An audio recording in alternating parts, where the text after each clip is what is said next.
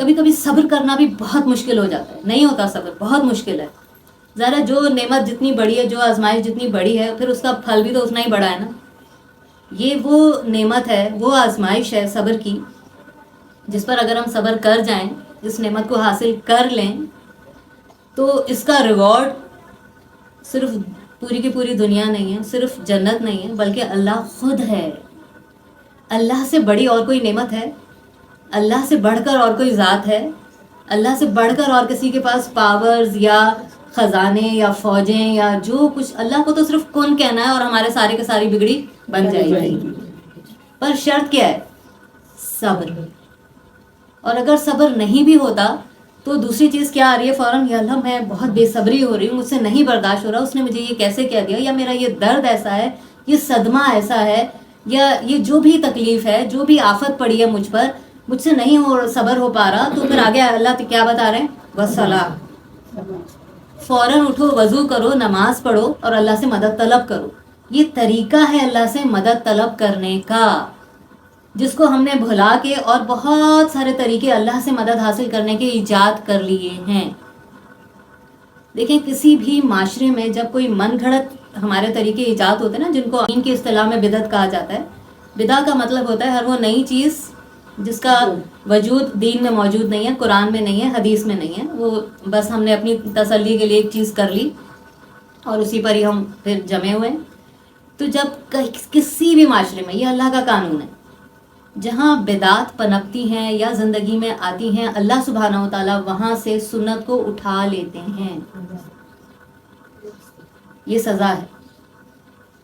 اور جہاں سنتوں پر زیادہ عمل کیا جاتا ہے کہ نہیں میرے نبی نے کیا کیا، میرے نبی کی زندگی میں جو حادثے ہوئے، جو تکلیفیں آئیں، جو قربانیاں دیں، جو زخم کھائے، جو اپنوں نے ستایا، اتنا تو کسی کے اوپر نہیں آیا. انہوں نے کیا کیا؟ کبھی ہم یہ سوچتے ہیں کہ میں جس تکلیف میں ہوں، کرب میں ہوں، مصیبت میں ہوں، کبھی میں قرآن کھول کے اللہ سے پوچھوں یا اللہ مجھے بتا میں کیا کروں؟ ہم اوروں کو بتا رہے ہوتے ہیں اپنے دکھڑے، پھر وہ جس نے جو بتایا. اللہ کا ایک قانون ہے، یہ تو عقل بھی اس بات کو نہیں مانتی کہ یہ ہو سکتا ہے. لیکن ایسی باتیں کیوں پھیلائی جاتی ہیں؟ جب لوگوں کا ایمان کمزور ہو نا، صحیح علم نہ ہو، اللہ پر توکل نہ ہو، پھر ایسی چیزوں کو ہم ٹارگٹ کرتے ہیں، بناتے ہیں. تو اللہ تعالیٰ اپنے حفظ و امان میں رکھے اور اللہ اپنے ساتھ جوڑے رکھے. تو جس کے ساتھ اللہ ہو گیا اس کے ساتھ تو پھر وارے نیارے نہ اس کے. وہ تو ہر جو بھی اللہ کی رحمت کے اندر آ جاتا ہے، تو وہ اللہ کی رحمت جس کو گھیر لیتی ہے، تو ہر شر، فتنہ، فساد، تکلیف، بیماری، دکھ، غم، ہر چیز اس کے لیے خیر کا سبب بن جاتی ہے. دیکھیں یہ نہیں ہوتا کہ اگر آپ اللہ سے مدد مانگ رہے ہیں تو جس مسئلے میں تکلیف میں آپ ہیں وہ تکلیف غائب ہو جائے، ایسا نہیں ہوتا. صلی اللہ علیہ وسلم جب عمرے کے لیے گئے تھے مکہ، وہاں سے جب واپس آ رہے تھے تو کیا سینیریو تھا کہ صحابہ کرام کے دل بہت زیادہ غم اور غصے سے بھرے ہوئے تھے کہ یہ برحق نبی ہیں، اور آپ صلی اللہ علیہ وسلم نے خواب میں دیکھا تھا کہ آپ عمرہ کرنے گئے ہیں. جب نہیں کرنے دیا گیا اور آپ نے کہا کہ نہیں واپس چلو، تو آپ نے سب کو حکم دیا کہ اپنے جانوروں کو یہیں ذبح کر دو. تو کوئی اپنی جگہ سے ہلنے کے لیے بھی تیار نہیں تھا. ان کے دل اور ان کے جو جذبات تھے وہ اتنے مجروح ہوئے تھے، سب کچھ ویسے کا ویسا تھا. تو آپ صلی اللہ علیہ وسلم کی زوجہ محترمہ نے فرمایا کہ یا رسول اللہ آپ کر دیجئے، جب آپ کر دیں گے تو پھر یہ لوگ بھی اٹھ کے کر دیں گے. تو صحابہ کرام فرماتے ہیں کہ اس دن ہمیں ایسا لگ رہا تھا کہ ہم اپنے سر نہیں منڈوا رہے، اپنے جانور نہیں ذبح کر رہے، بلکہ ہم اپنے آپ کو ذبح کر رہے ہیں کہ جب ہم حق پہ تھے پھر بھی ہمیں واپس جانا پڑ رہا تھا. اچھا اسی غم میں وہ جا رہے تھے، ایک قرآن کی آیت نازل ہوئی سورہ فتح کی کہ بے شک اے نبی ہم نے آپ کو ایک فتح مبین سے نوازا.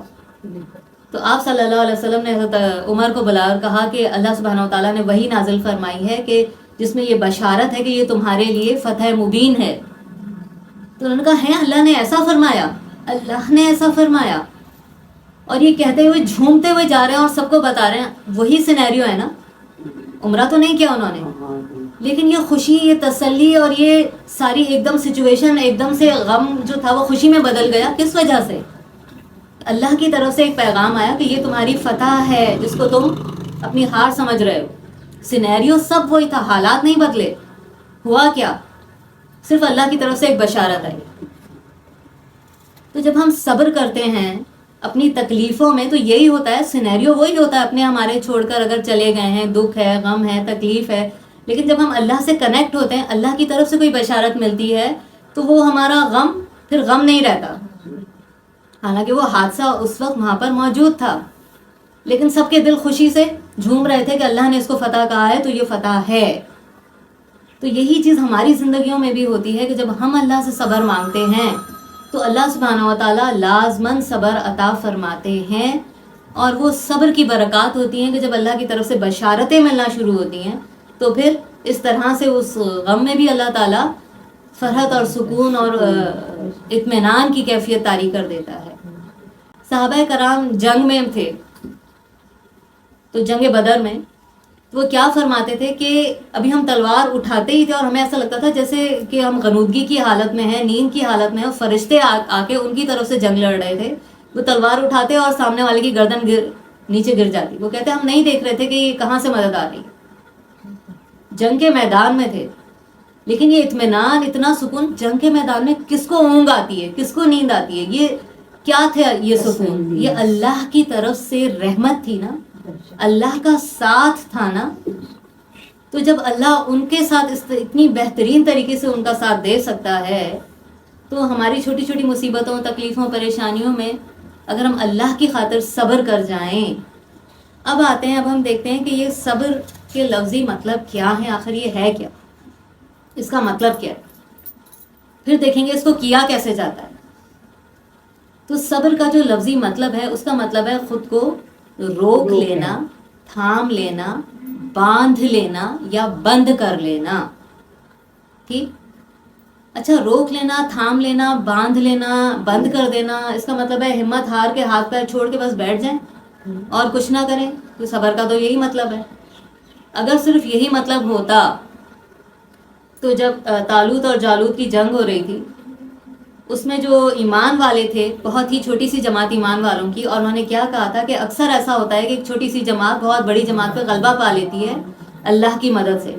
انہوں نے اس وقت ایک دعا کی، ربنا افرغ علینا صبرا، یا اللہ صبر کو ہمارے اوپر انڈیل دے، وثبت اقدامنا، اور ہمیں ثابت قدم رکھ، وانصرنا علی القوم الکافرین، اور ہماری مدد فرما کافر قوم کے مقابلے میں. اب وہ وہاں پہ میدان جنگ میں صبر مانگ رہے.